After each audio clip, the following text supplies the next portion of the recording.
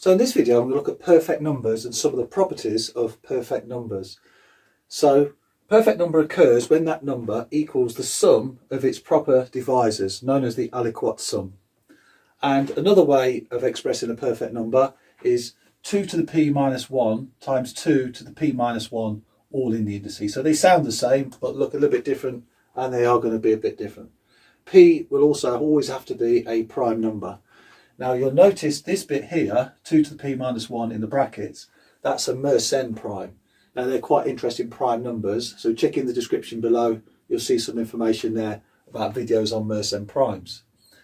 Now what I'm going to do is here, first of all, I'm going to try the first three prime numbers, so p equals 2, 3 and 5.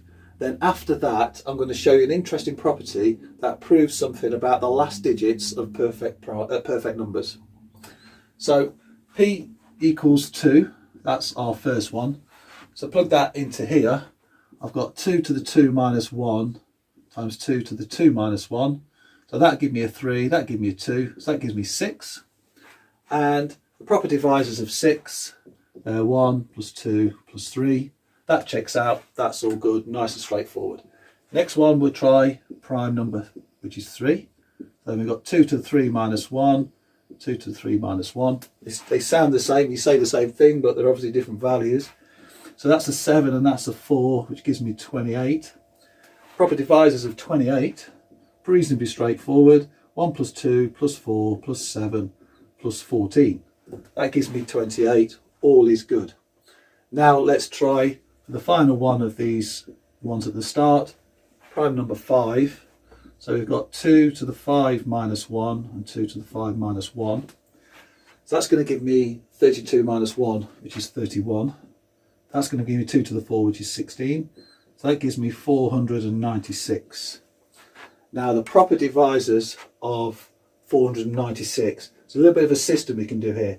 So we're going to get an odd number of divisors. So we're going to get 1 first of all. Now if I talk about factor pairs with this, the other one that goes with 1 is 496, which is out because it's the Aliquot sum. So then I've got 2, and then with 2 I can then have 248, because 2 times 248, that goes in there. And then I've got 4 goes into that. So if I've got 4, I can have 124. Then if 4 and 2 go into it, let's have a try of 8, and 8 does go into that. So I've got 8. So divide this by 8, I will get 62. And then 16 I know goes in, and 31 goes in by this calculation here. So if I add all those up, I should get 496. I'm going to leave that for you guys to check. Okay, so that's all good. Now what I'm going to look at is the last digit of these perfect numbers. So I've got a 6 here, an 8 here, and a 6 here. Now p is an odd prime, so I'm going to leave that out of the equation for the moment, because that's always the odd one, awkward one, that kind of makes it awkward. But here we've got prime number 3 and prime number 5.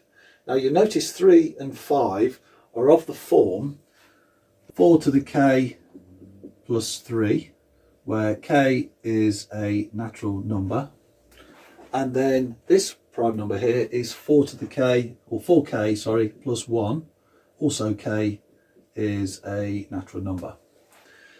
So as we're always dealing with primes, we're going to get this one or this one turn up for our prime number to plug in. Obviously you can see now why prime number 2 is not going to work in this. So here, when we've got 4k plus 3, all the perfect numbers should end in 8. And here, when you've got 4k plus 1, all the perfect numbers should end in 6. So let's try it in here and see if that's going to work by algebra. So we can prove it by algebra. So then n is congruent with 2 to the p minus 1. Let's set up our modulus here. 2 to the p minus 1. And that should be congruent, in this case, with 8 mod 10. And then what I'm going to do is I'm going to plug in 4k plus 3 for our prime number. So here let p equal 4k plus 3. And let's put that in here to see what we get with our algebra. So n is congruent with 2 to the 4k plus 3 minus 1, 2 to the 4k plus 3 minus 1, all in the indices. Again, we're hoping that's congruent with 8 modulus 10. So you can see last digit 8 modulus 10, that's all good way of trying to prove this. So let's go with this. So 2 to the 4 is 16. So n is congruent with 16 times, here we've got a k, so we've got 16 to the k, and then plus 3, that's just the same as multiplying by 8. So 2 to the 4 is 16, got to keep the k, so keep k in the indices, times 8, and then minus 1. And then we've got 2 to the 4k, same business as here, so that's going to give us 16 to the k. And then we've got plus 3 minus 1, which is just 2. 2 to the 2 is 4. And then that should give us congruent with 8 mod 10. Right, let's just see what happens here now. So 16 to the k, so that's always going to yield a number congruent with 6 modulus 10, as that's what we're working in. So then we've got 6 times 8 minus 1. 16 to the k again, we're going to be left with a 6, and then times that by 4, hopefully congruent with 8 modulus 10. Okay, 6 8s are 48 minus 1 is 47. 6 4s 24. So now we can rewrite that as a 7 and a 4. So then n is congruent with 7 times 4, which should be congruent with 8 mod 10. And 7 4s are 28. So 28 is congruent with 8 mod 10. So this one checks out. So therefore, if you've got a prime number in the form of 4k plus 3, the final digit is always 8. So this one checks out. Okay. So now let's have a look now at the case when we've got 4k plus 1. So let's clear this off the board. Okay, so let's have a look now. Congruent with 6 when p is 4k plus 1. So what we're now hoping for is something that gives us something congruent with 6 when we plug in this in here. Let's do the same as we did before.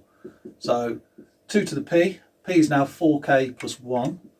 2 to the 4k plus 1 minus 1. And 2 to the 4k plus 1 minus 1. And let's hopefully we get a true statement here. So now, as we did with this, 2 to the 4 is 16 to the k.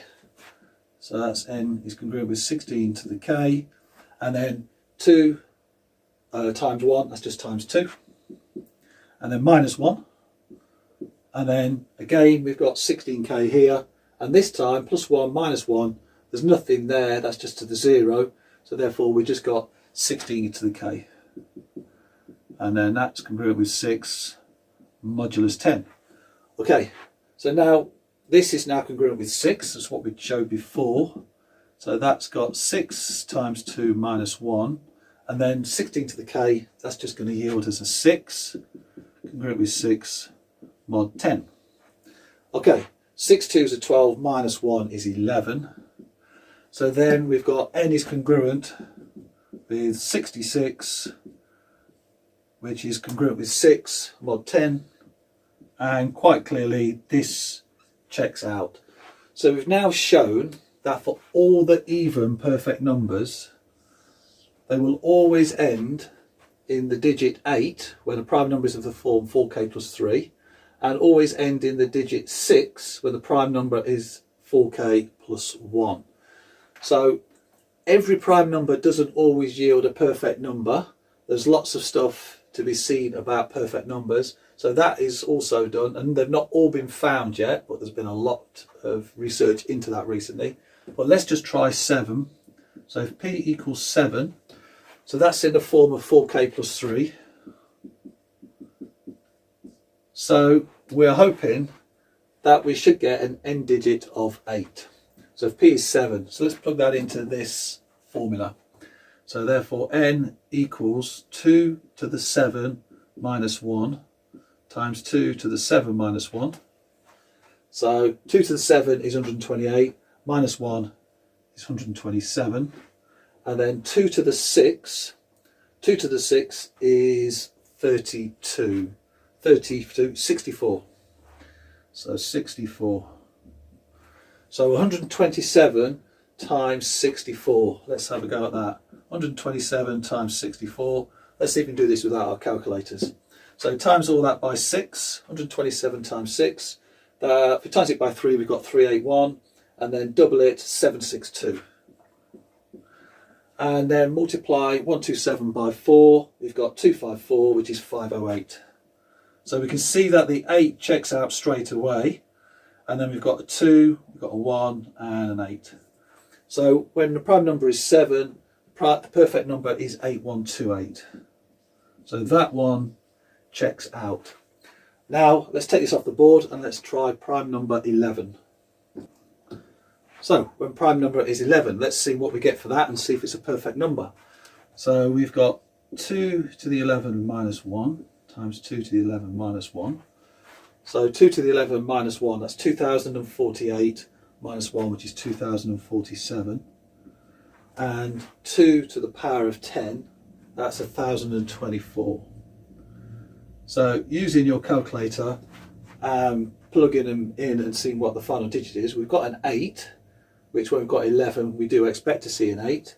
And our final calculations, 209, 6, 1, 2, 8. Now this is not a perfect number. So that's not a perfect number. Now let's try when prime number is 13. So P is 13, which is of the form 4k plus 1. So we hope to see a 6 as our last digit.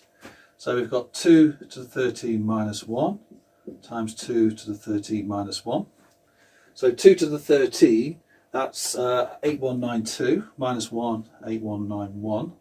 And then 2 to the 12, that's 4096. So you can see we're going to multiply these together and get a 6, which is what we wanted with the 4k plus 1. Then when we multiply that together, we get 33550 and 336. Now this one checks out as a perfect number. So this one is good, this one is not good, that one's out. If you know any other perfect numbers, stick them in the comments below, and any comments about perfect numbers. I'm really happy to hear what your comments are and what your opinions of all these things are. So okay, thanks for watching.